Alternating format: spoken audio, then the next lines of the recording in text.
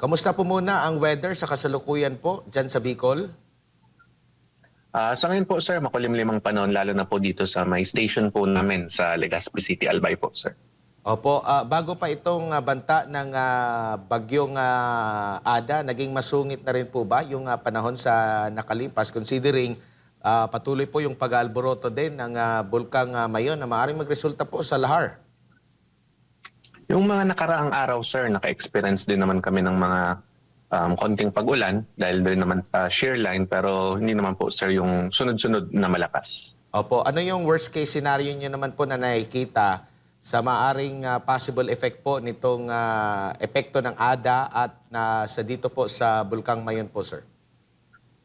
Worst case scenario na nakikita natin sir yung possible air flow sa iba't ibang mga affected channels dito po sa parts ng Albay, especially sa municipalities of Ginobatan, Daraga, Legazpi, Santo Domingo, and Ginobatan. Yan po yung mga tinitingnan po natin. And well coordinated din naman po ito sir sa Provincial Government of Albay para po sa kanilang pre-disaster risk assessment po.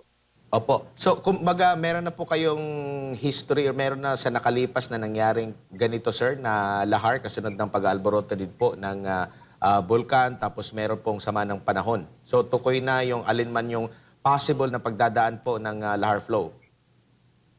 Yes po sir, definitely. And not just yung sa current na mayon activities po ngayon, yung tinitingnan natin, but also yung mga old lahar deposits or old volcanic deposits po ng mga previous eruptions. Dyan po sa may parts ng Ginobatan, sa may side naman po ng Pasir District.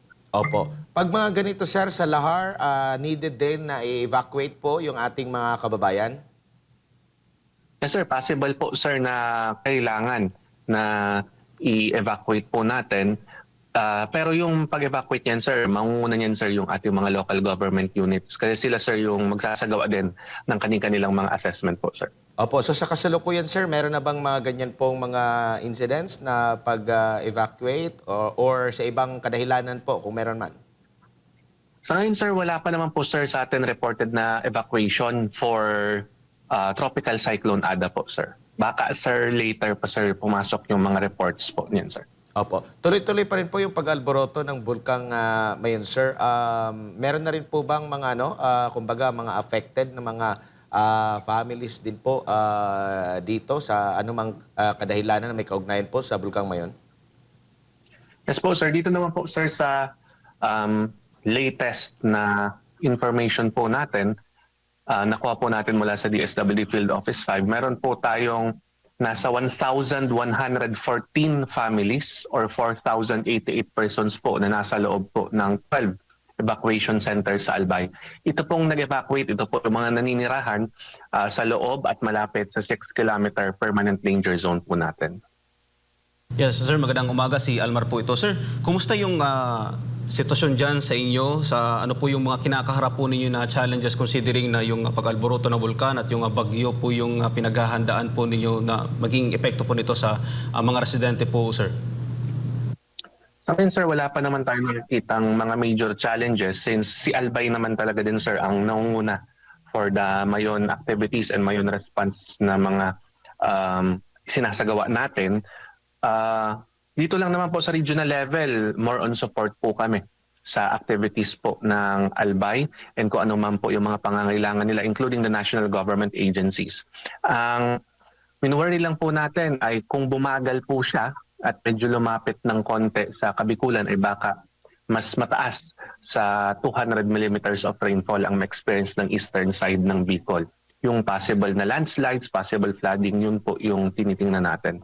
And kung sumabay din po na maapektuhan din itong si parts ng Albay, ay nandyan yung possible lahar flow. Kaya nagpalabas din po kaninang umaga ng advisory si PHIVOLCS for the possible lahar flow sa mga affected channels po ng Mayon. Sir, pwede po ba naming malaman kung ilang pamilya na po yung nailikas sa kasalukuyan po, sir? For tropical cyclone Ada po, sir, wala pa naman po, sir, sa atin reported na evacuees.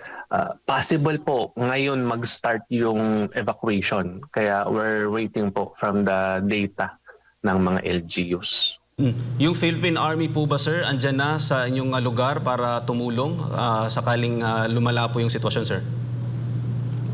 If ever, sir, kailangan naman, sir, mag-evacuate lahat naman, sir, ng ating uniform personnel, including the Armed Forces of the Philippines po, yung ating 9th Infantry Division, Philippine Army, ay naka-on standby naman din naman po sila based sa directives po ni Director Yukot ng aming Regional Pre-Disaster Risk Assessment na dapat naka-on standby na lahat kasi may possibility pa rin na lumapit ng bahagya.